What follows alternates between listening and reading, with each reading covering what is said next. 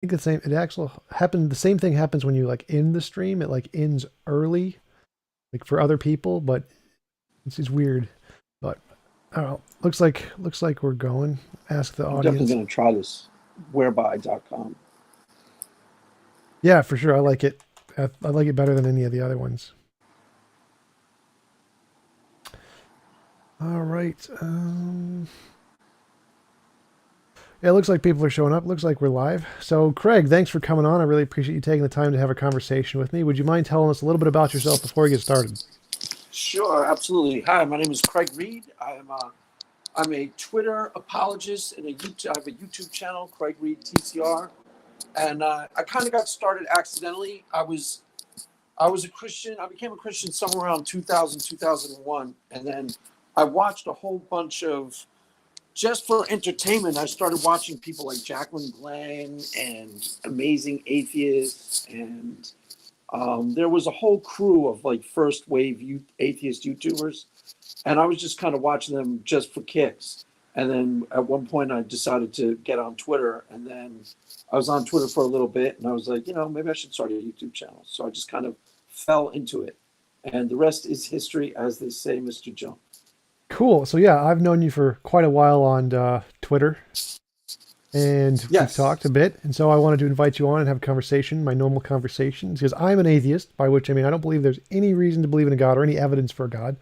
Could you tell me what reasons you believe there are for evidence in a God? And then I'd like to tell you my position on those reasons and hear your thoughts on my position. sure. Well, I actually prior to me becoming a Christian, I was kind of an agnostic. I would never call myself an atheist, but I was doing a lot of reading, a lot of searching, and I became intellectually convinced that there was a God somewhere in my late 20s. That wasn't necessarily like I believed in God, but I was like, I'm starting to really lean towards being a believer of sorts. And then I met my girlfriend at the time in New York, and she was a lapsed Christian. She said that she was raised as a born again Christian, but her version of that was a lot different than everybody else's. And we moved out to California. She went to a Benny Hinn. Actually, she went to a Benny Hinn meeting, a arena meeting. I had no idea who that was at the time, and I was really into like spiritual healing, things like that. And she said it's a spiritual healer, a Christian healer, and I was like, yeah, that sounds cool. Go check them out. And then she went to that thing, and she said, I rededicated my life to the Lord, and I had no idea what that meant at the time. I was like, okay, that sounds cool, you know. And then we moved out to California together, and she started attending this church down the way. It was a vineyard church, which is kind of a specific type of church. Vineyard, And as in one, like making wine church? well, yes, as in making wine, but it was called the Malibu Vineyard. It's a type of organization. It means something to Christians. It's like I think it means like not. I'm not 100% sure what it means. It means like non-denominational, like generally Christian, but not like a Baptist or something like that. Um, Oh, sorry to it interrupt. has. Your mic seems to be like rubbing up against something. It's making like a little staticky noise. Oh, I'm sorry. That's probably because I'm walking around. It's probably the. Is that better? Yeah, that's better. Okay. Um, I'll try to hold it if I'll get up more. So she invited me to church one night. She started attending, and I was kind of like, whatever. I'll check it out. The night I went was because I was working this really crummy job, and I wanted to get out of work. So I was like, yeah, that sounds cool. And there was some sort of prophet like guy. I don't remember who it was. I don't remember his exact name, but he started prophesying over me in the public. And he was like, your life has been like a war this whole time. And it really struck me at the time. Like I broke down and started crying that night. And it was a very, very powerful experience that I wouldn't say I believed it was God 100% that night, but that's what started the ball rolling. And then after that, I started attending that. Like the things he said just struck me right to my heart. I was like um, shaken up by them, let's say.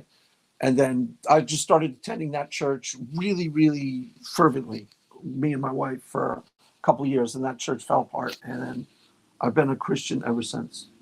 So, Yeah, I think that's perfectly fine as a reason to believe in a God if you have really powerful experiences. I don't I don't usually argue against people's personal experiences because I think that those are something like if I know that if I had those kinds of experiences, I would believe in Christianity. So I can't really argue against people who have those kinds of Yeah, experiences. I mean that's the most honest position. Whenever somebody starts like that, I'm always like, okay, so yeah, the I would never expect you to hear my experience and go, I'm now a Christian, because that wouldn't make any sense either. But yeah, I mean, if you went and had a really powerful experience, and it would definitely change you to some degree, and it might even upend or your cosmology or what you thought was possible.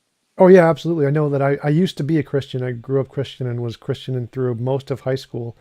And if my prayers had been answered, then I know for certain I would be like a diehard, uh, like young Earth creationist kind of a Christian, pretty much. Of like, if anybody, whatever, if my prayers were answered, I would have just believed anything about God. God is the greatest, kind of anything. So I definitely Totally. know that What personal experience is what were you powerful. raised as? You were a young Earth. No, no, I would say if I was, I would just adopt that wholeheartedly and reject all of the evidence if my prayers were answered. So that's just the power of personal experience. I was raised just a Protestant kind of a thing. Praise Jesus, not really any specific denominational, just a general Right. Christian.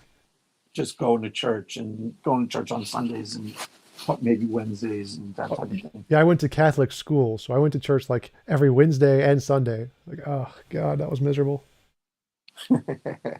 So, but I yeah, actually technically went to Catholic. I was technically raised Roman Catholic, but it was in my town was very very secular where I grew up. It was Westchester, is a suburb of New York City, a very liberal, very secular town, and nobody really expected me to believe.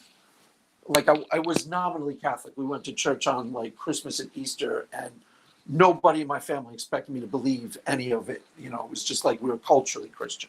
You know what I yeah. mean? So well, my general position is that I don't think any of the arguments or evidence actually indicate a God. Do you think any of those things actually work? I don't think they work. I think they provide some evidence up to a point, but they're generally most of the arguments that you've heard, most of them, they provide some compelling, interesting points, but they don't usually work as proofs. Because a proof means there's no flaw and there's no assertion in the syllogism, right? Like in order for it to constitute a proof, it either have to be rock solid, case closed, or there's no assertion to be had. And most of them, like I'm sure you've heard the precept arguments, for example, about like about laws of logic and things like that. They're Yep. compelling up to a point, like they're interesting, and I think they're worth thinking about and discussing. But they only get you like they only constitute some philosophical evidence for God, as opposed to none. I don't think they're proofs in any meaningful way. That probably you probably would agree with that, I would think.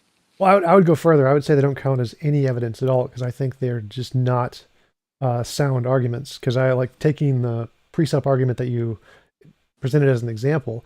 If you presuppose that God exists to account for logic, you just presuppose anything else to account for logic, like the spaghetti monster or naturalistic pantheism, or that the laws of logic are descriptive and not prescriptive, and so they're a result of reality, which is my position. So that argument, the structure of argument, doesn't seem to qualify as any form of evidence to me because for something to be evidence, it has to be able to differentiate between is something imaginary or is something real. That's what the qualification of what evidence is. If it can't do that, it's not evidence of anything. So the precept argument does not seem to count as evidence from my perspective because it works equally as well for a God as it does for things that we can just make up, the spaghetti monster, naturalistic pantheism. And so that argument doesn't seem to indicate anything. It just seems to be something we just like to think such as justifies our position. I mean, would you disagree with that? Um, Not as framed, no. I mean, obviously, you could say the spaghetti monster accounts for the laws of logic, and the laws of logic are transcendental, eternal. I mean, yeah, you could plug it in like that easily. So, as you said it, sure. The part about it I don't agree with it as they present it. Like, I don't go, that's a good argument for God. I just think the idea that there are laws of logic and the idea that there are mathematical truths to be discovered that I would call transcendent, which I think most people, I think you'd agree with that, right? Not exactly. I mean, they're transcendent in the sense that they aren't a part of the world, so they're abstract. I would just use the word abstract. So I would say I see math and logic as descriptive. So if we know we exist, I think therefore I am, reality exists, and then the fact that reality exists and reality is itself, that is the basis of all logic, A equals A. Reality is itself and not itself. And so from just the fact that we know we exist in reality, we can derive logic as a language to describe that. Math is the same way. We know there is only one reality, so it gives us the number one, which is the basis of all math. And so math and logic aren't transcendental in the fact that they exist independent of reality or independent of nature. They are languages that humans made up to describe reality and nature. Like if So you, okay, so you would not. So you think like there's such a thing as a mathematical truth or a logical truth, but you don't necessarily think that it transcends the natural world necessarily. Is that kind of what you're saying? right, I'd say it just describes the natural world. It's an abstract Okay, object. I Like, got you. Yeah, I mean that's definitely an argument in and of itself that people could break down.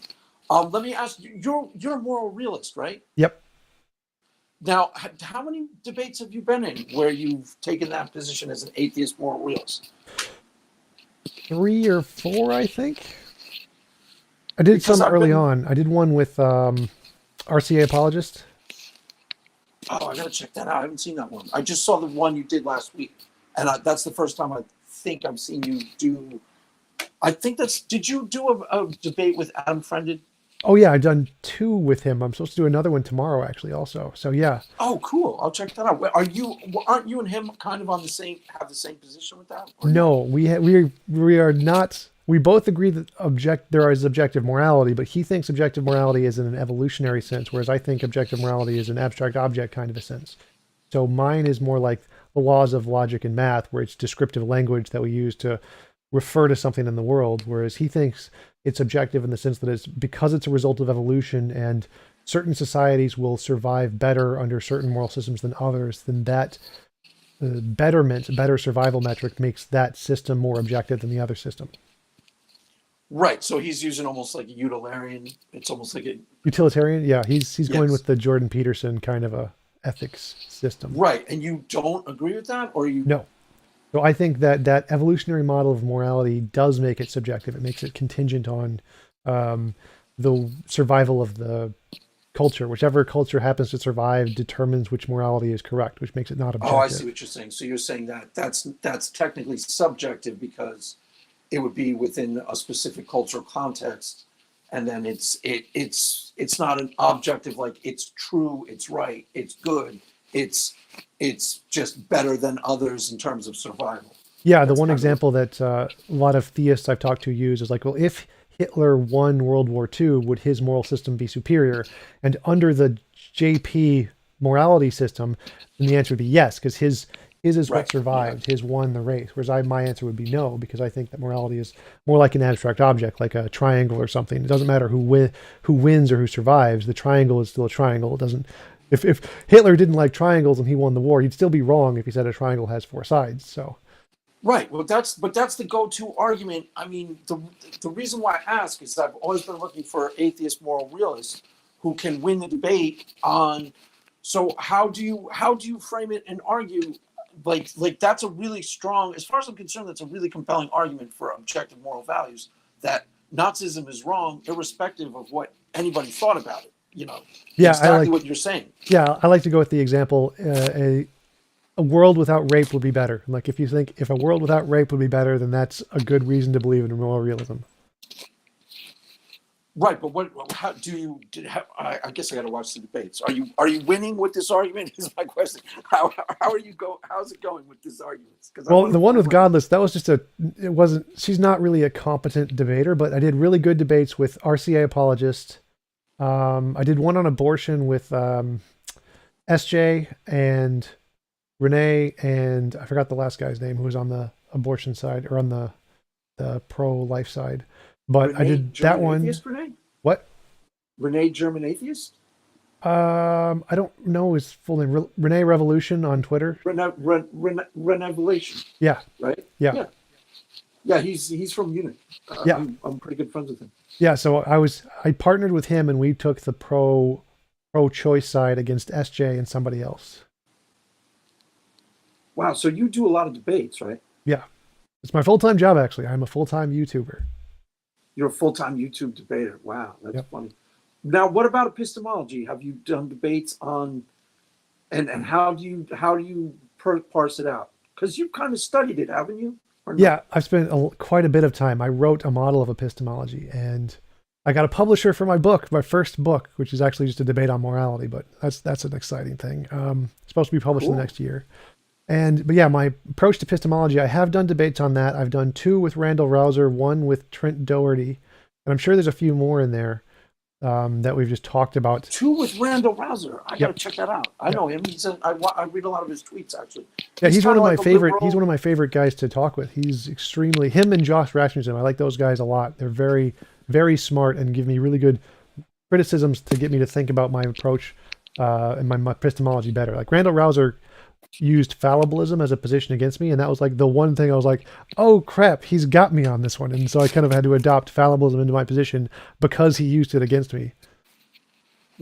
Josh Rasmussen, there's a guy, dry apologist, who I'm friends with, who's mentioned him as someone really like first rate in terms of Christian philosophers. Like he's a cool guy and he's Oh really yeah, I've really good. debated dry apologists too on Modern Day Debate.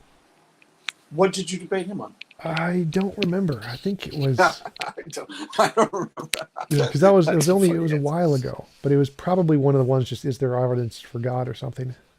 Right. So you'll debate a whole bunch of topics. There's not like one or two topics. You'll debate any number of different topics. Yeah, Modern Day Debate. James has me doing all kinds of crazy topics. Did dinosaurs exist? Did giants exist? Is the Illuminati real? All kinds of crazy stuff. That's funny. Now, so all right. So break down the Oh yeah, epistemology. Dry So Apologist is in the chat. He said we debated God's existence. who won, dry apologist? You can say you. Dry Apologist says TJump won. TJump is the greatest ever, and praise TJump. Yeah, good answer, dry apologist. So okay. So break down the Josh Rasmussen.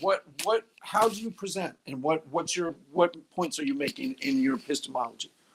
Oh yeah, so Josh, our conversation started with either the laws of logic precede nature or nature precedes the laws of logic, and he takes the position that the laws of logic precede nature, and I took the position that nature precedes the laws of logic. That was the basis of our conversation, our first one, because we had one on Capturing Christianity's show, and then we had another one on my channel.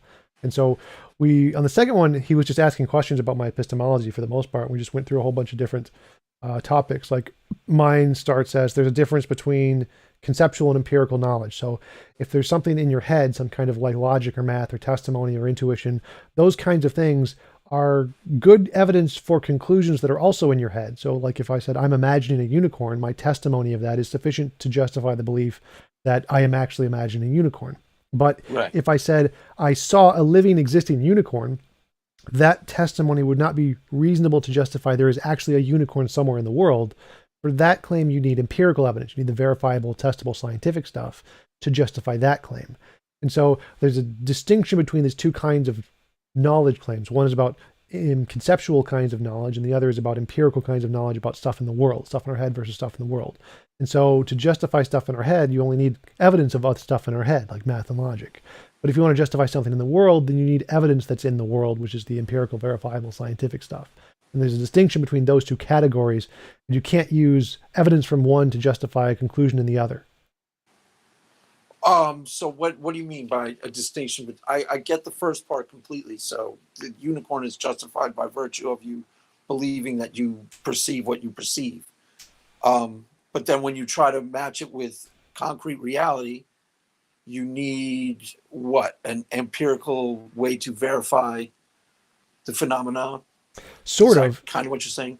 Sort of. So I'd be more specific and I'd say, in order to justify a belief that there's something in the world, you need some methodology that can differentiate between imagination and reality. That's the definition of evidence. It has to be able to differentiate between imagination and reality. And the one system we have that does that really, really well is science.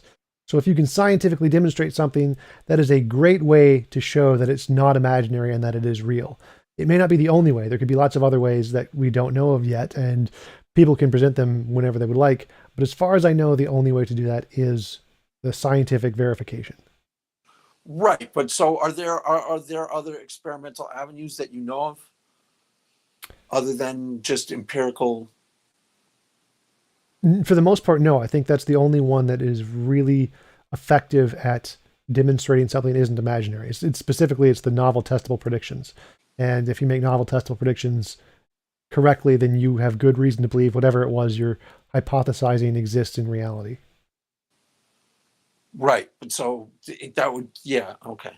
I see.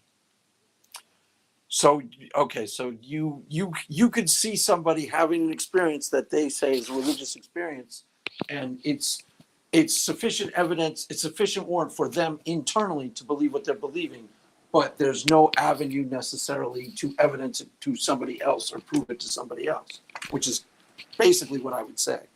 Right, Right. right. I would agree. I would say that. Well, there is other ways to demonstrate God. That is possible to demonstrate the supernatural. For example, if you said, "I believe as God exists, and the God is going to give me a gold brick whenever I pray for a gold brick," and then you pray for a gold brick and get a gold brick, that would be great evidence of a God. Or miracles would work the same way. If I pray to a God and He heals this person at a higher rate than random chance, and everyone else is healed who doesn't Right. Well, pray. that's, yeah. I mean, that's supposed to be part of the point of a miracle, is that you see a miracle happen and you go, there's no way that could have occurred any other way than supernaturally. That's what makes it miraculous by definition. It can't really occur any other way. Well, So I yeah, would disagree with that. So I would say that you couldn't ever say something happening couldn't happen another way, because it could always just be an unknown natural thing. Like, for example, it could oh yeah, be that's an definitely true. alien or something just messing with it. So it's you couldn't always say it's the only possibility is a supernatural thing.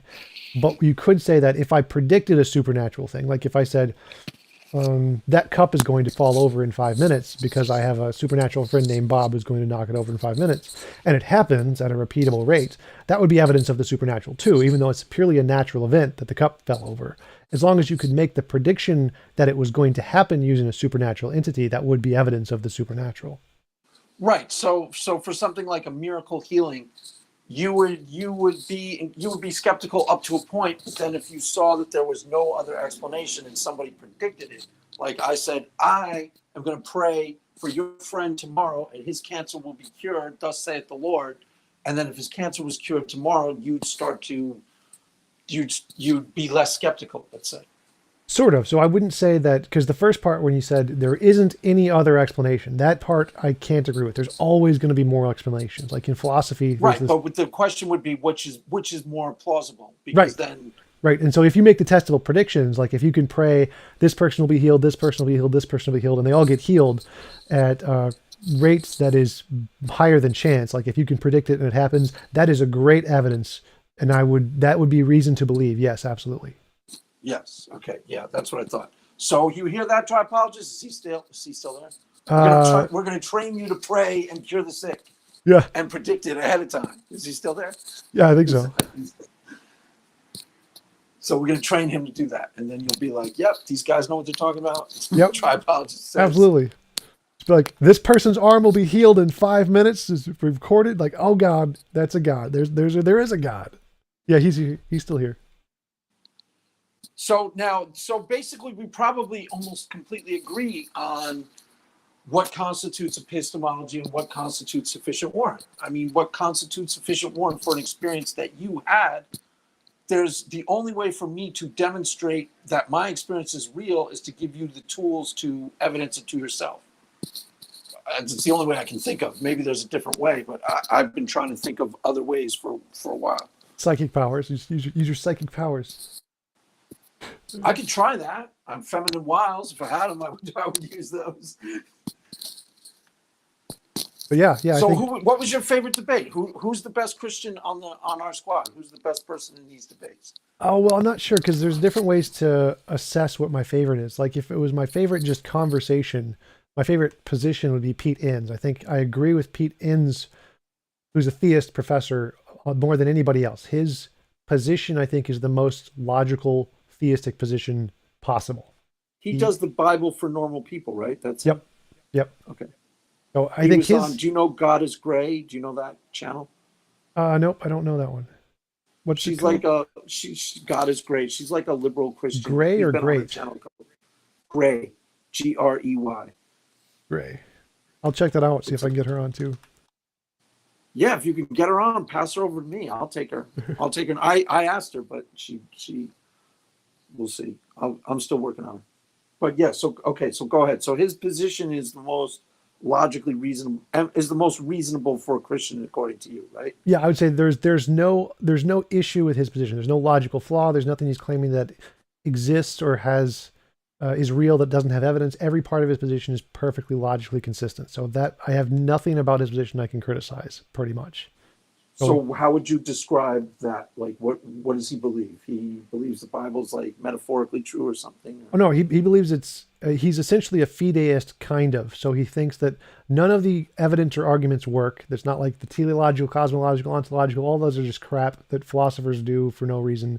And he believes because of his personal experience, his revelation from the Holy Spirit, and reading the Bible, and those are the three things. But there's no actual independent, verifiable evidence that shows that God exists. And so it's a waste of time to spend your time in philosophy trying to pursue those because they're just junk. And the only reason to believe would be personal experience, revelation from the Holy Spirit, reading the Bible. Okay, so that, and you think that that's completely logically sound. Yep, there's absolutely nothing about that is incoherent. So, because for my position is just all of those philosophical arguments we can demonstrate do not work, like the pre-supper one we talked about earlier. We can know those can't differentiate between what's imaginary and what's real, so those don't qualify as evidence. But like your personal experience, that if there is a Holy Spirit and it does reveal things to you, that counts as evidence. I don't know if you can verify that in any way, but sure. And if you believe based off of what the Bible and it's meaningful to you in like the Jordan Peterson kind of way or like the cultural Christian kind of way, sure, that counts too. So all of those are perfectly reasonable, and there's nothing wrong with that position at all. Right. Yeah, no, I totally agree with that actually. So how does he try to win people over, and how does he go about it? Yeah, he just says, Um, here's the Bible. I'm going to introduce you to the person of Jesus and see if he can make a meaningful impact in your life, and that's it. He doesn't, no arguments, no evidence, just Jesus. Here's the story of Jesus. Here's the Bible. Here's how you can talk with the Holy Spirit, and that's it. Interesting. Does it work? Well, I think that's really other than just indoctrinating kids for the most part, that's probably the only thing that really does work. I don't think any of the philosophical arguments actually compel anyone. They're only effective for people who already believe for the most part.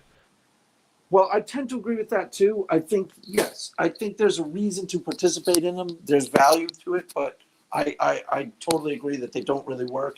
Um, and I think that there are people who become Christians every single day of the week. And the real question would be why? What's compelling them to become a Christian?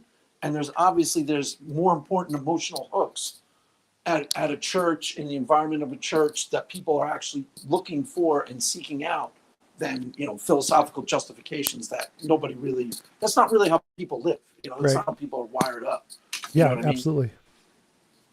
So, what would you think would be, just objectively speaking, what would you think would be compelling reasons if I were trying to be logically consistent, like Pete Enns, but offer people some compelling reasons to join up with Christianity? What are there any good ones? Well, there's the cultural reasons, like the Jordan Peterson kind of a method that being a part of the Christian community offers you a lot of opportunities in life, and it gives you community and friendships and job opportunities and people to talk with and spend time with and go to barbecues with friends, family. There's a lot of cultural benefits to being a Christian in a Christian country. And so that would be one reason to adopt at least the cultural Christian perspective. And if you wanted to ask, like, well, is there actually a reason to believe in God? That would be just purely the personal stuff. Like if you can speak to Jesus, or Jesus has personal revelation for you or has some kind of positive impact in your life, then that would be a reason to believe for that particular person. Right. Like if because one of the things that I say is my prayer life gives me peace of mind. And that's obviously reporting that it gives me peace of mind. It's subjectively true, therefore it's true. You know. Yeah, if something gives you peace of mind, that's a perfectly valid reason to believe it. Like I'm perfectly justified in believing I am the smartest human to ever lived just because it makes me happy. That's the only justification I need. Now, but part of the thing that gets, like, the anti-theists are kind of right, because part of the reason why people, or at least a huge chunk of the motivating factor for deconversions, is that they find the group of people that they're hanging out with who are call themselves Christians are not like accepting, loving, kind. They're intolerant. They're kind of douchebags. They're hypocrites. So that as far as I'm concerned, that's a big factor in deconversions. Yeah, it's a justifiable reason to believe if it has a positive impact on your life, just like it's a justifiable reason to disbelieve if it has a negative impact on your life. So if believing in God causes you a lot of stress and anxiety and pain, like if you are in the LGBT community and being gay as being a Would sin in you the see that Bible, as a sin against God and you're struggling internally, then that's you would consider that a valid reason to kind of. I mean, it makes sense to me why someone would be less inclined to practice their faith if it's like warring against who they think they actually are, right? yes, exactly. Okay. So if somebody like if you because there are other people who are more hardcore about this than you. I mean, you sound like that all things being equal, you wouldn't necessarily go looking for a defeater to your beliefs as long as they were giving you some stability, peace of mind, you were satisfied within a community. If a defeater wasn't presenting itself organically to your life, you probably wouldn't go searching for one, right? Yeah, yeah, absolutely. The study of philosophy and the search for truth is purely optional. Like if you just want to live your life and do what you enjoy and just find value in what you find value in, there's absolutely nothing wrong with that. I would actually think that's probably a better way to live than searching for truth. Right, because it's how most people live anyways. Even when they deconvert, they give lip service to the idea that they now base all their thoughts on evidence, but it's only a couple areas and that's it. Yep, yep. The rest of the time they're pretty much going by hook or by crook, basically like everybody else. You do what you need in life. Your philosophy is basically you do what you need to do and you do what you want to do. And I can't think of anything else that you can try to structure your life according to like Stoicism, Christianity, and stuff like that. But those people are rare.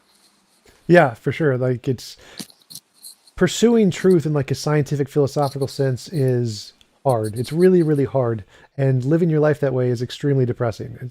It's much better to just find what you value and enjoy and to adopt those things just because you value and enjoy them. Like you don't need that logical justification. You don't need that kind of evidential support that God exists. You can just say, I believe because it makes me feel good. I believe because this is something that is meaningful to my life. And that is the best position to have. Right. Well, that's how a lot of people, like, that's how most of the people who attend my church are. They just don't realize it. Like, that's even how my wife is. I mean, being a Christian is very important to her, but she's not going to search out defeaters for Christianity.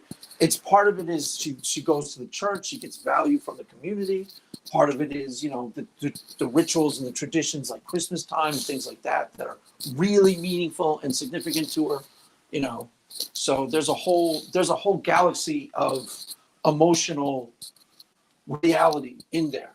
Oh yeah, absolutely. And my goal isn't to like abolish religion. Like I don't care about that at all. My goal is just to point out that the philosophical arguments just don't work. Like it's bad philosophy to try and say these work. And so whether or not people believe in God or not is totally I'm not interested in trying to deconvert people or to convert people to atheism. That doesn't make a difference to me at all. My goal is just to show that the philosophical arguments that are bad don't work, and to make so that's the only thing you're doing when you're debating someone like Josh Rasmussen. You're just trying to debunk the actual argumentation underneath. And he's trying to most of the Christian apologetics, we would probably agree, are pushing the issue too much. Like they're overshooting the mark in terms of what they are philosophically proving. Yeah, for sure. Right. Okay. Yeah, no, I totally agree with that. I mean, it's weird. We agree. Yeah. we almost agree on a lot of stuff. So yeah, that's why that conversation with Pete Enns was one of my favorites in that sense. But there's other things that are like I really enjoy my conversations with Randall Rouser because he challenges my position though. So that's another one of my favorites just for a different reason, is because his intellectual pursuit is the most challenging of anyone I've talked with. So that one would be my like other kind of favorite debate. And then with Josh Rasmussen for the same reason. So I think those would be the two classes of my favorite debates, would be the ones that I think everything about your position is perfectly reasonable, like Pete Enns, and then the ones that challenge me the most, like the Randall Rouser and Josh Rasmussen ones. Those would be like the two categories of my favorite debates. Right, but Josh Rasmussen is trying to actually prove by logical structure God's existence by philosophical argument. So you guys are disagreeing. Yeah, him and Randall Rouser both do that, but I think, like you said, I think there's value in that approach because it's as a intellectual metric to try and see if you can justify a position and then deconstruct the position is a valuable way to learn better ways to do philosophy. It's like in a chess game. The only way to get smarter is by playing a smarter opponent. Or Yeah, John yeah, I Stuart totally Mill, agree with who that. said that if if there is not a common dissident or not a dissident to any commonly held truth, we must invent them and impart unto them the strongest possible arguments a devil's advocate may conjure up. Because if you only know your own side of the issue, you know little of that. So the idea of having two opposed philosophical positions battle it out is an incredibly important thing to do in philosophy in order to make progress. So I think that the enterprise of religious apologetics is very important because it presents that alternative position to attack and to battle with to try and find the best idea, even though I think that it's not very justifiable in the end. Right. So you think just judging by pure philosophy, it's not successful, but it's a worthwhile endeavor because you get smarter, you start thinking more clearly about argumentation, logical consistency, all Yep. those things that go up to making a good philosopher. But ultimately, you would abandon. So you would side with the existentialists and say that the real philosophy is clearly facing that there is no higher power or being or thing like that once you really dig in, Yeah, for right? sure. So I think evidentially, I don't think there's any reason to believe in a God, specifically not like any of the gods we know about or have named, because like the Christian God specifically, the problem of evil is just such a huge problem. It makes it essentially impossible for me to actually believe that God is real.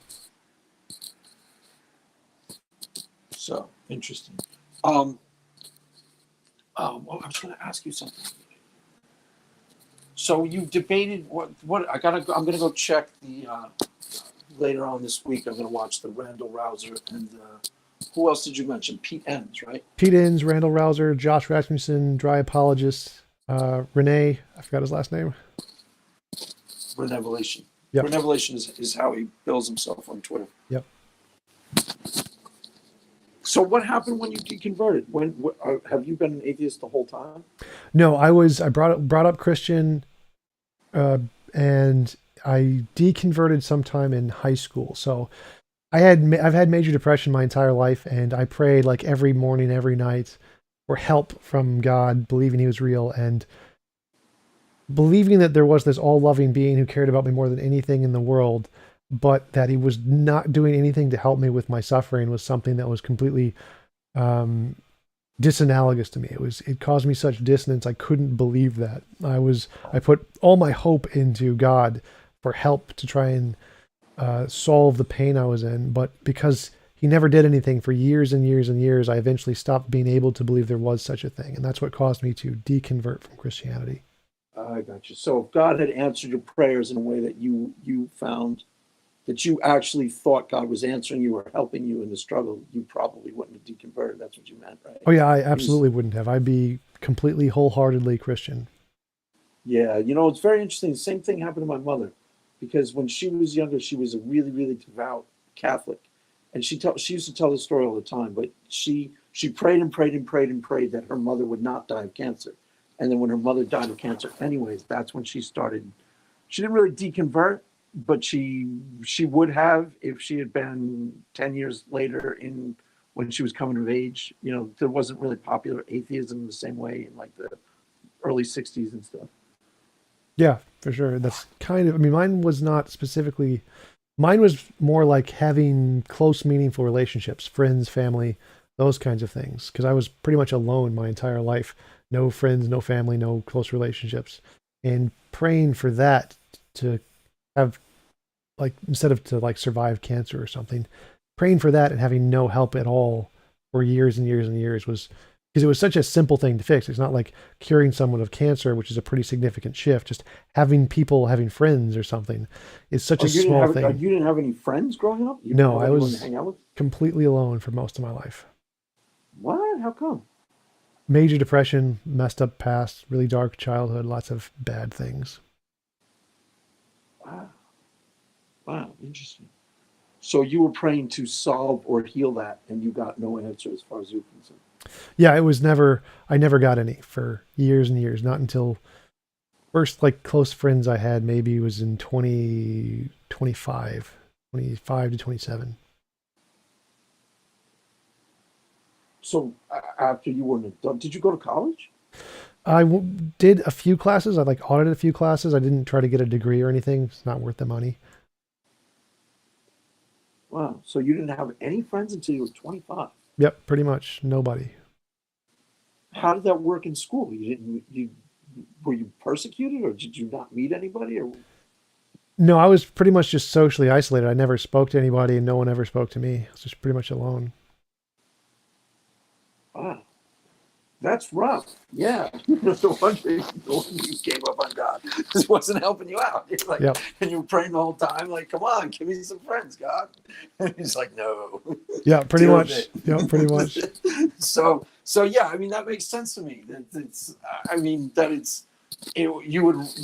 you would rather hope that he didn't exist than that he totally ignored you while you were crying out to him and you were really hurting. So you would much rather. I mean, that's what I heard you say. Is that what you? That's what you're kind of saying. It was too much cognitive dissonance to think that he was just abandoning you to like suffer for no reason. Yeah, it's And like if you believe there is an all-loving being, then it would require that all-loving being is actually going to do something to help you in your suffering. And if he's not doing something to help you in your suffering, either he's not all loving or not all powerful. It's one of those two. And eventually, I just stopped being able to believe at all. So. wait, what is like a Pete Enns or Randall Rouser? Did you ever tell this to them? What did they say? Yeah, I think I've mentioned it to them, but yeah, so they usually respond to the problem of suffering by saying there's some justifiable reason, the free will defense, those kinds of things. Pete Enns actually said, I don't think he actually gave that. I think he said it's just one of the problems he just doesn't know the answer to. It's just so hard Right. to I mean, know. that's exactly like I would never lay an argument down because you're talking about your real life, and how you actually experienced your life. So an argument would be the wrong thing. But I'm just wondering if somebody, did you ever ask a clergy member and while you were going through this? Did you ever like ask a church father? Yeah, They couldn't help you at all. They didn't have anything to say. not really. Um, they tried to I did a lot of things. I went to therapy, went to a lot of pastors and church members and counselors and those kinds of things, but they never did anything to help. There was just lots of talking, and talking isn't really what I wanted. So, Right. But so you went to like therapy. Did the therapy help at all? Was there did anything you do when you went looking outside of yourself for service in this? Did anything you latched onto help? no, absolutely nothing. It was all useless. Wow, God, that's really weird. Because I mean, I think the church people could easily just at least comfort you a little. You come here and we'll introduce you to this little kid over there, and you tell the kid hang out with him. I know he's annoying, but hang out with him. You know what I mean? Like they could easily solve at least some of the problems. Yeah, I You wish know, that kind of happened, but nothing like that happened. I was never introduced to like people who I was interested in or who I liked or who I liked to spend time with. That never really happened. I was interested in like a bunch of old people who I wasn't really that interested in spending time with or talking with, but no one really my age, no one really who was actually qualified as like a real friend. wow. And no therapy that helped because they have like behavioral type therapies. Yeah, like CBT and DBT and IBT and um, there's even like the ECT, which is what like shock your brain. They have a kind of like a weaker version of that called um, starts with an M. It's magnetic something therapy. I tried that. Like none of that ever worked. None of that ever worked for me. Wow. So and then what happened when you were did atheism somehow help you? It pulled you out of your shell, right? Sort of, yeah. Like some of the early friends I made, I went to the local atheist college group, made some there, and I met some friends that the philosophy groups. Mm, met a friend at a Toastmasters thing. So I started forcing myself to just, I mean, I think what really kind of helped was just forcing myself to just go out and fake it.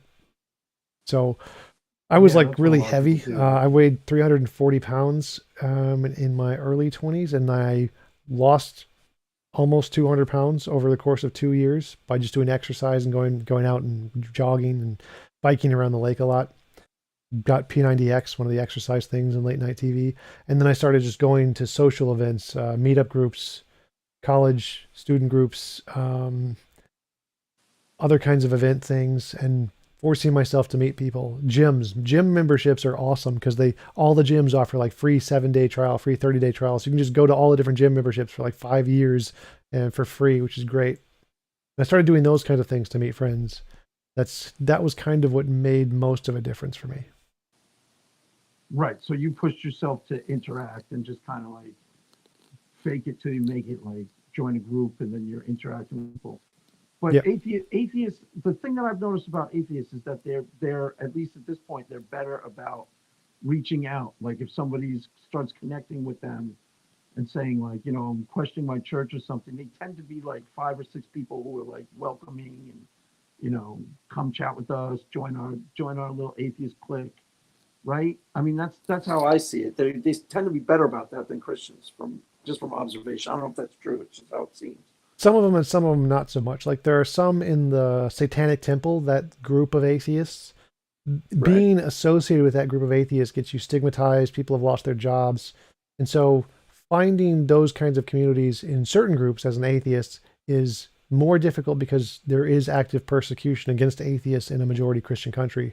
There's a paper that was recently published on that. And so it is difficult for many atheists. I didn't have that much of a difficulty because it's not like I'm going to lose my job as a YouTuber or anything. So Right. As an atheist YouTuber, yeah, unless we prove that God exists, then you're totally SOL. Yeah. Oh, damn, Craig believed proved God. I'm totally gone. Yeah, no, totally. But so wait, so when did you actually officially become atheist? When you were in high school, or? Well, lost my faith in high school. I don't think I would have called myself an atheist. I didn't even know what the word was back then.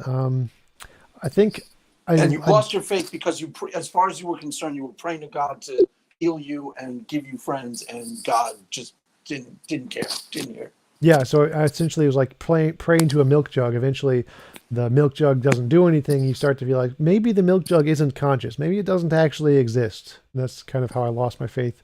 But yeah, I didn't adopt the atheist label until probably my early 20s when I started watching Hitchens, Harris, Dawkins, Dennett, the Four Horsemen guys, and they started to use the label, and I could identify a lot with what they were saying. Their arguments like, oh, that actually makes a lot of sense. I agree. I'm an atheist. Okay. Right. Yeah, that's what I was saying. There was nobody like that for my mom when she was around the age where you would start, exploring that. Was like early 60s, and there was nothing around like that for her to latch onto. Nothing in the popular culture. You know what I mean? Yeah. So, yeah, no, that makes sense to me. That totally makes sense. And then you started doing, how long are you doing YouTube? Full time for a little over a year, maybe a year and a half now. So it's the only thing you do? You're making enough off of it to. Yep. Cool. I do like a plasma donation at CSL Plasma, but that's mostly for the weight loss because it burns calories. If you donate blood, your body has to burn calories to remake it. So I'm still trying to lose like another 20 pounds so I can get a tummy tuck skin removal stuff to get rid of all the loose skin I have in my stomach because I want to see my abs. So I'm still trying to lose weight, and I go to CSL Plasma to donate blood, but they pay you. So I get paid like $400 a month to just donate blood, which is great. You make $400 a month to donate blood? Yep. I didn't know you could make that much. Yeah, it's Cool. great. It's awesome. I did when I was in college. I did a medical experiment, and we took a drug for a weekend, and they studied us. And I don't remember exactly how much we made, but it was something like $700, I think, which was really good money for back then. Yeah. For like basically doing nothing. You went and hung out for 12 hours and 15 hours, and you took something and they studied your effects. But dang, I didn't know you could make that much. $400 for. Yeah, so you go in twice a week for an hour at a time, and so that's about 8 hours a month, and you get $400. So that's a decent amount of money. Yeah, it's not bad. That's like, yeah, so cool.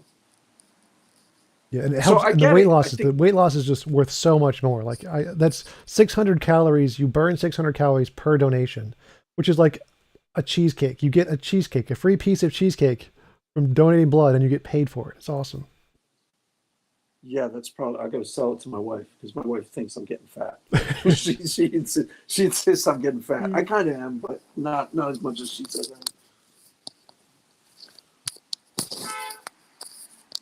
So I get it. So you had your moments when you were young, and you were basically reaching out to God, and as far as you were concerned, there was no answer. And then gradually, God turned you into an atheist because He ignored your pleas for a better life. Yeah, pretty much. It was just you pray to someone for long enough and nothing happens. It just happens. You just stop believing they're there. It's like a relationship. If you keep sending messages to someone over Facebook or through mail or whatever, and you never get a response, eventually you're just going to stop doing it because they're not talking to you. They're not there. Right, and the only really compelling Christian types that you find are people like Pete Enns, who are kind of like, they're not trying to make arguments necessarily for God's existence. They're just kind of laying it on the table. I get a lot out of this in terms of subjective meaning. It's it's real to me, and I get community and this and that. And it matches with you as like reasonable and real, Yeah. understandable. Yeah, Yeah, exactly. I mean, I guess that makes sense to me. Definitely. So you debate anything, like you pretty much debate anything, and you debate like twice a week.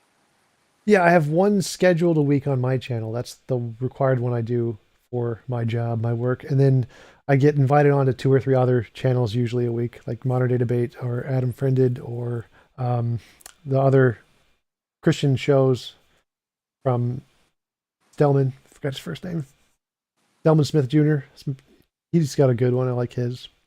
Yeah, I follow a lot of actual apologist shows like his and Capturing Christianity, where they invite on people because I can actually use them to like, oh, I can invite that person on my show, steal their guests. Makes it a lot easier for me. Yeah, no, I actually watch a lot of Capturing Christianity too, just because it also keeps you on top of who's out there. Because I like I like a lot of what he does. I like the debates and the guests he get. Yeah, for sure. I Um, think I love inviting those kind of people on. I think that's how I met Josh the first time was on his show. yeah, I should probably interview Josh. That would probably be pretty interesting. For He sure. I'll try to reach out to him. I think Dry Apologist knows him. I'm not sure, but I think he does. Well, I do for Um, sure. So I'm talking with him via email pretty regularly. okay, cool. So yeah, I'll try to get him on my channel, interview him. That would be pretty awesome.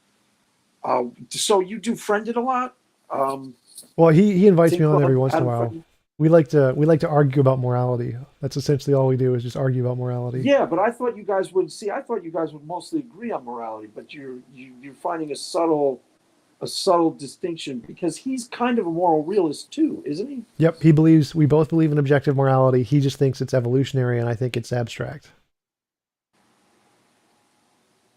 And you could debate for an hour over that. With That Adam, difference. with Adam, you can debate anything because Adam has a very strange way of debating. But he still mans your position. No, That's no, that's he his completely big thing. misrepresents your position and it's like misunderstands it quite a bit. So it's like you gotta Oh, explain it in very simple terms. But yeah, I do so do you're debates doing on that? pretty much any topic. So I want to do more political debates because I'd love to be a politician. Like a president of the United States would be a great job. I'd take that job. Yeah, man. That would be a pretty cool job. Rock star would probably be a better job, but president of the United States would be decent. Yeah, Movie star would be good. yeah. Um, so do you sometimes do a devil's advocate position where you debate something you don't really believe just to see if you can win?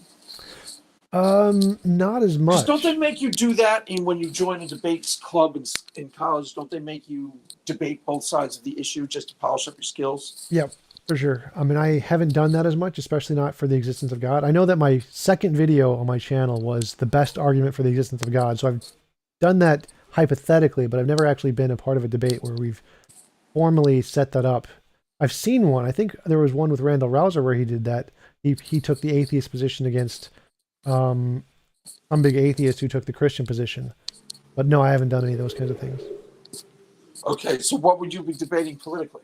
Politically could be fun. There's debates I could get involved with on that. on those grounds. Oh yeah, so I have my own political theory. Like I have different policy issues I'd like to see enacted, different things I'd like to put into place as a politician. And so I would debate to support my political ideas in politics. That would be my goal.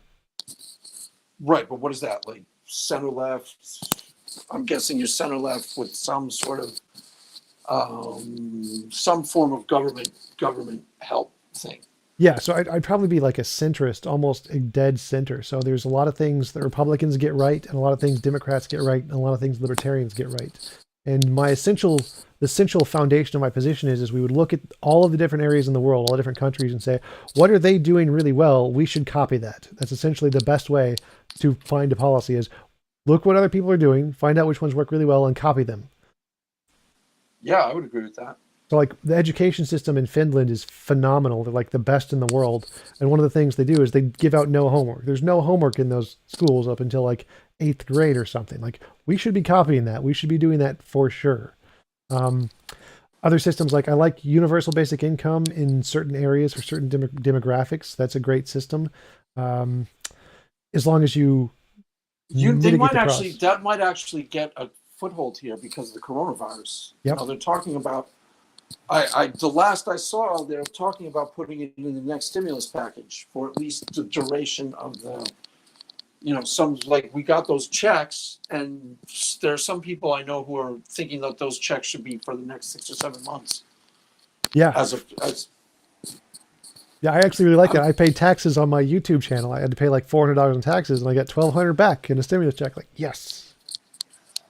But yeah, for sure. I think that the universal basic income, the problem with it, though, is that you still need some way to drive the economy. And so that would be in addition to something like artificial intelligence having more jobs being taken by machines. If you can supplement most of the low-income jobs with machines and then just pay them in the form of a universal basic income, that would work as a way to mitigate the extravagant cost of the UBI, because you wouldn't have to pay the machines to actually do anything. So you'd also have to.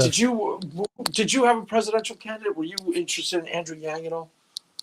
Yang and Buttigieg were the two options that I thought were the most realistic. Like, Yang was never going to win. He's too hated by everyone because his ideas are like the UBI. No one wants to implement that.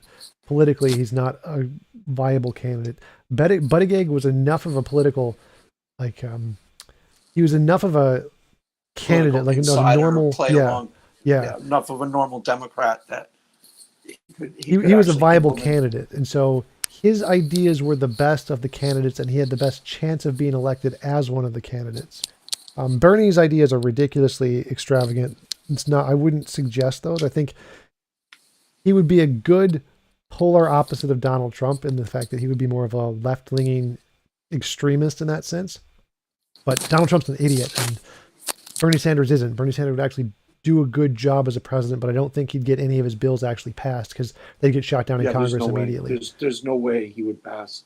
I mean, the watered down versions of his bills were like epic battles to, when Obama first took office. Yeah. And he was extraordinarily popular, and he had huge majorities in both the House and the Senate. And, getting Obamacare passed was like a huge ordeal. So, the thing that Bernie was suggesting, there's no way it would get passed. Half the Democrats wouldn't vote for it. Oh, yeah. So the problem is the Congress and the Senate. The biggest problems with American politics is Congress and the Senate. The Speaker of the House has so much authority that he can just shoot down bills whenever he wants and just decide, well, we're not going to talk about this until 6 months from now. And we're going to set up a specific, just group of people to discuss this prior to that, and not release the papers before. Right. Not release the papers. That's by design. I mean, part of the way the system is structured is to upend radical change and to slow down radical change and work in favor of incremental, sweeping revolutionary change. Our system was designed to thwart, basically, make it too complicated and too many pans in the pie, and you just can't do it. Well, it's partially true because you have the three powers: the legislative, the judicial, and the executive branch are all trying to implement more laws that give themselves more power, so that they can influence more things. And that's why the Speaker in the House has so much power, because they wanted to make sure that they can mitigate certain kinds of legislation. And it's not specifically by design to prevent sweeping change. It's specifically because each of those branches of government wants more power, and so they're stealing as much power from everyone else as possible, which causes complete government lockdown, which is a huge problem. And that's why the president has so much authority with the executive orders now, which he didn't used to. And the solution to that is just to make Congress and the Senate work the way it should. Give a line item veto to the president so you can get rid of any kind of extravagant things that do nothing, like state birds on tax bills, which are pointless, and start implementing policies that are good for the American people. Like right now, everyone's taxes are done by the IRS. Like the IRS can just send you a bill and you don't have to do anything. And that would be significantly beneficial to lots of people rather than having them have to go through PayPal or TurboTax or whatever, which as a paid service is just a waste of money because they offer a free service for everyone who makes under a certain number of dollars that they just don't ever promote. So legally, anyone can do your taxes for free right now. You just have to find the TurboTax system, which is hidden in their backlogs, to be able to do it. And the IRS already does it for you. So all of the time and money everyone wastes on taxes is just wasted money for no reason. There's no reason for that at all. It's purely just corporate interests and special interest to get more money.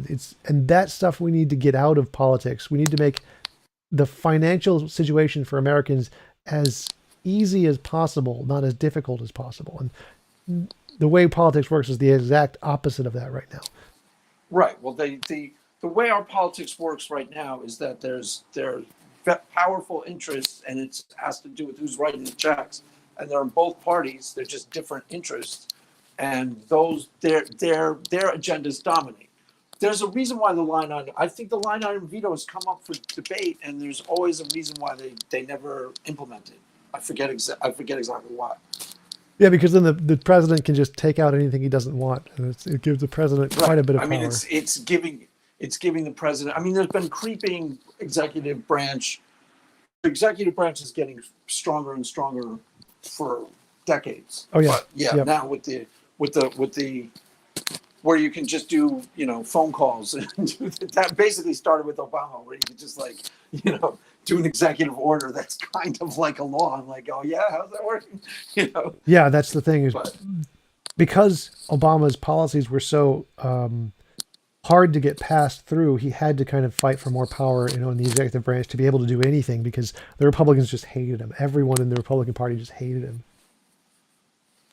Right, but still, the precedent that he set of issuing executive orders for things that were not necessarily supposed to be the purview of the president is now with us, and now presidents have more power than they used to just by that precedent. Yep. Now every president who gets into office is going to have that power to be able to abuse it however they want, like Donald Trump.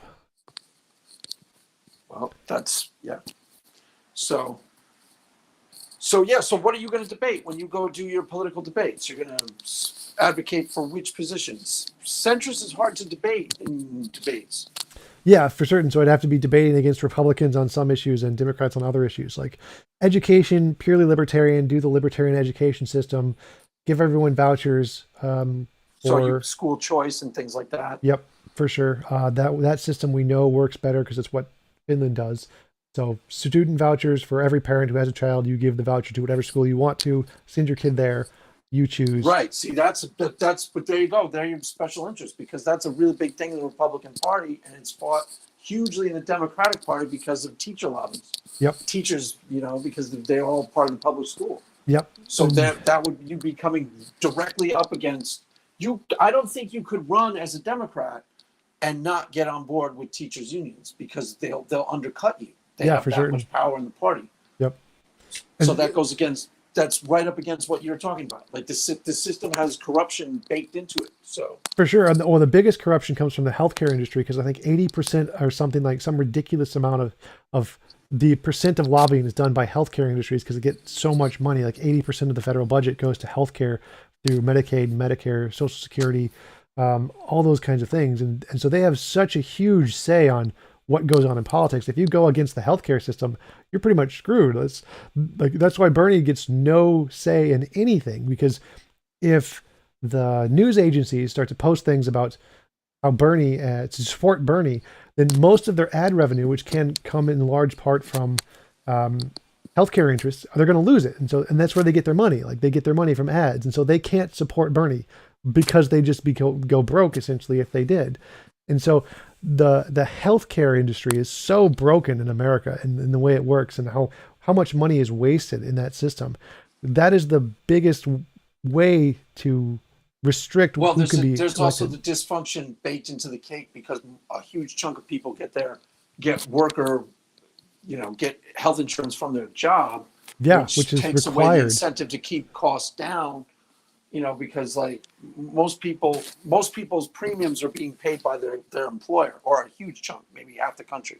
Yeah, and that's one of the That's big. that problem is a huge problem for America, and that's one of the benefits of the single payer system, which is that it gets rid of that. Like the Postal Service, the U.S. Postal Service, there was a bill that was passed a while ago that required the Postal Service, in order to pay for its employers' healthcare up to a certain number of years or whatever.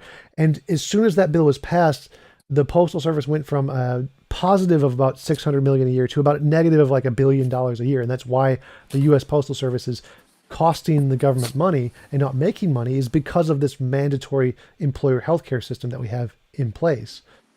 Just getting Right, rid of that. but how do you get rid of it? Like that's one of the reasons Bernie struggled with that too, because there were places where, his big appeal is to working class and labor unions are firmly in favor of big healthcare packages because they negotiated those packages. Yeah. So Yeah, but that's the thing. That's the single payer system solves that problem extremely well if you could get it passed. But yeah, so that's why the benefit of the single payer system is that it would get rid of that limitation on corporations. right, and then you're probably somewhat of a free market person, right? You recognize that capitalism brings prices down a lot of times, and the efficiencies in the marketplace. Like if we had more capitalism and more choice in healthcare providers and things like that, that tends to bring costs down automatically. And part of the dysfunction in the system is, people are getting their healthcare through their jobs. So there's no incentive to like shop around for costs. Well, yeah, that's why the healthcare system is such a really interesting issue, because universal healthcare would solve a lot of things on the Republican side as well as the Democratic side. Like if we stopped forcing employers to give their employees healthcare, then they could spend the money on other things. They could do other things with it. They would have less limitations. Organizations would be able to work better. Companies would be able to function more simply. So getting rid of that requirement would be a huge benefit. And we could do that with Bernie Sanders' idea gets rid of that. And so there should be more support for those kinds of ideas of the single payer systems, because they also benefit corporations. Well, they're definitely a benefit to corporations, and theoretically, at least, you could start having more free market forces to bear on, like the reason why costs skyrocket is there's no incentive to not have them skyrocket. If your health insurance is paying for it, if you're shopping around to see like what's the cheapest best price for, whatever, a spleen removal, competition is what brings prices down. Yeah. And there's none of that. There's no shopping around because it's all paid for by a provider. So there's no incentive to do that. Yeah. I mean, I think there should definitely be both. I think you should both have a government-involved system which keeps the price at a very low competitive rate, like UPS does for shipping, and then also have the private corporations like Amazon and FedEx who can ship it on their own, and then the individuals should be able to choose which one they use there. I think we should definitely have both a government-involved system and the free market systems, because when those work together, they work really well. Right. See, now Frenda would probably agree with you, right? Probably, On I think that. so. Yeah, we only disagree on like as far as- morality, so everything else we pretty much agree on. Yeah, because he's, as far as I can tell, he's a centrist who like believes somewhat in the free market, and that there needs to be some protections in the free market. That seems to be the most reasonable position. Yeah, I think pretty much most atheist, like big atheist guys in our community, all pretty much agree on that on both sides. I thought I tended to think that the atheists skewered far left. There are those like the Jack LaLanne types.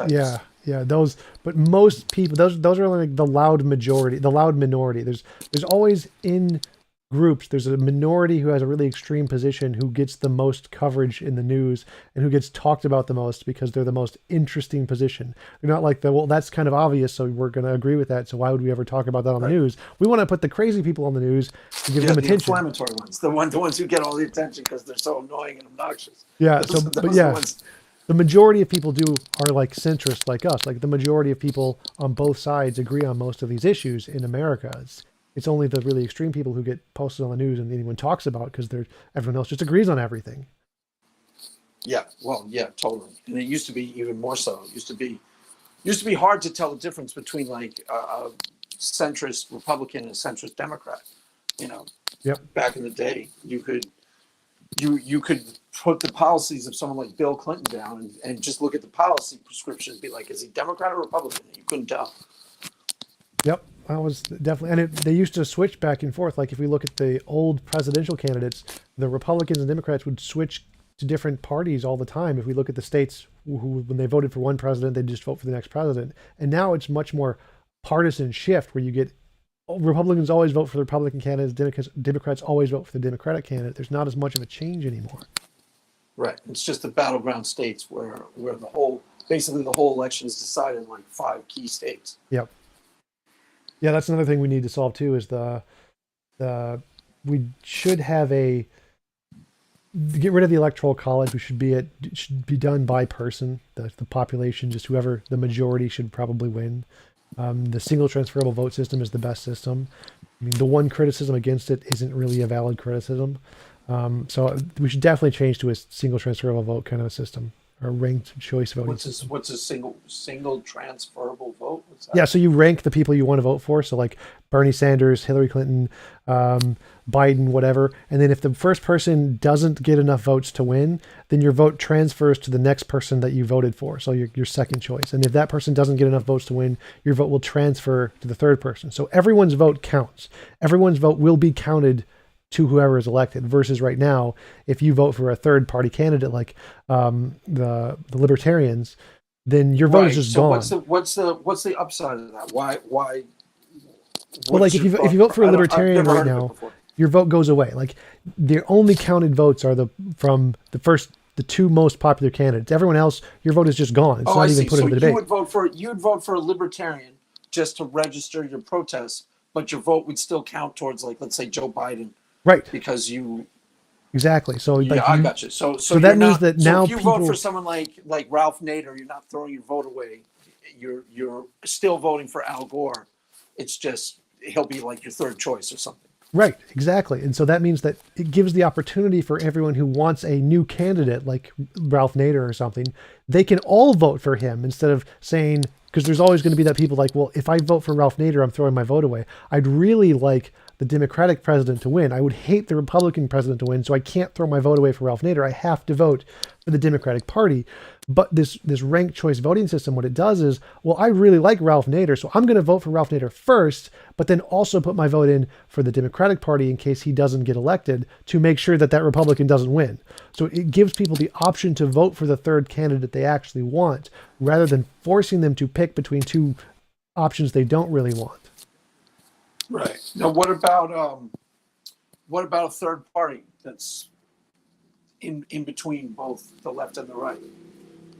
What do you mean? I always thought that was something that was going to naturally occur, but it never seems to happen. Oh yeah, that's because that's the voting system we have right now requires you to be either left or right. And if you go for the middle, you're wasting your vote.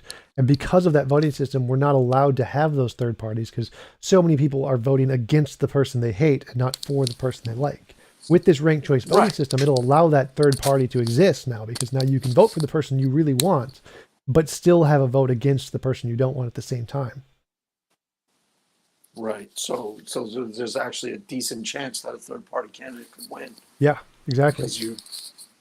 Because he could actually siphon off enough votes from both squads. Yep. If you weren't throwing your vote away to, because most of our politics right now is just polarized. It's just, and I can hate either party just as equally. Honestly, they scare me. They both scare me for different reasons, but they scare me just as much. Like when I listen to like SJWs talk and what they want to do, I'm like, oh my god, that's just as horrifying as anything on the far right.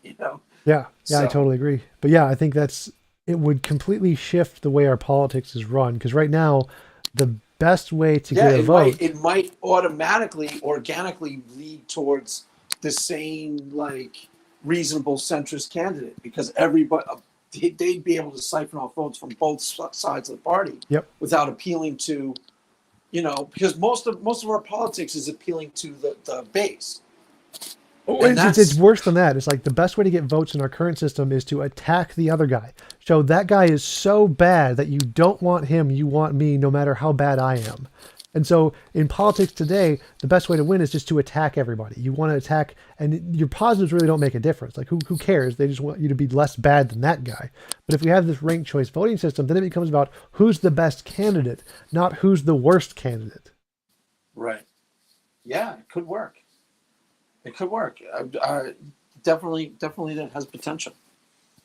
Yeah. So that's So definitely you one should of the go things I go debate for. that. You're gonna go present that in debates. Yeah, for Argue sure. that If we can against. get James to do more political debates, he doesn't do those very often because they get demonetized. Like any political debate is always demonetized.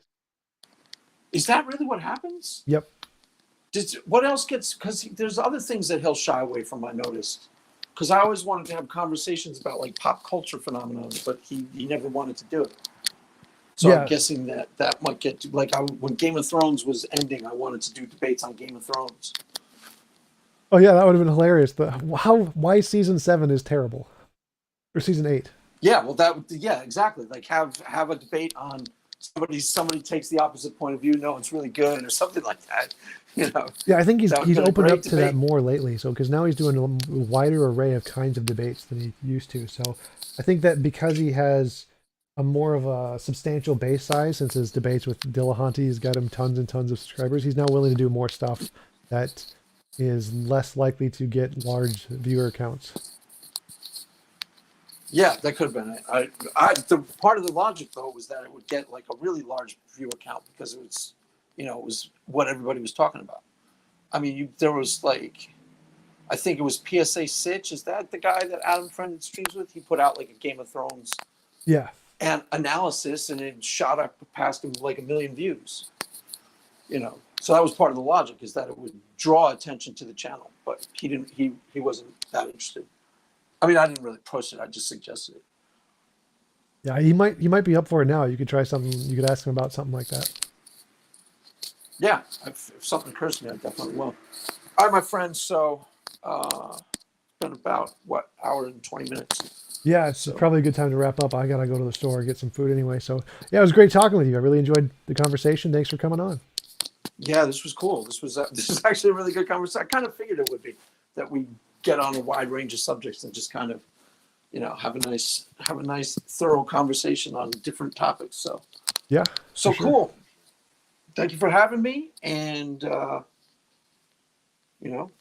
thank you. I'll do it again sometime. Yeah, absolutely. Talk to you later. All right, my friend. Bye.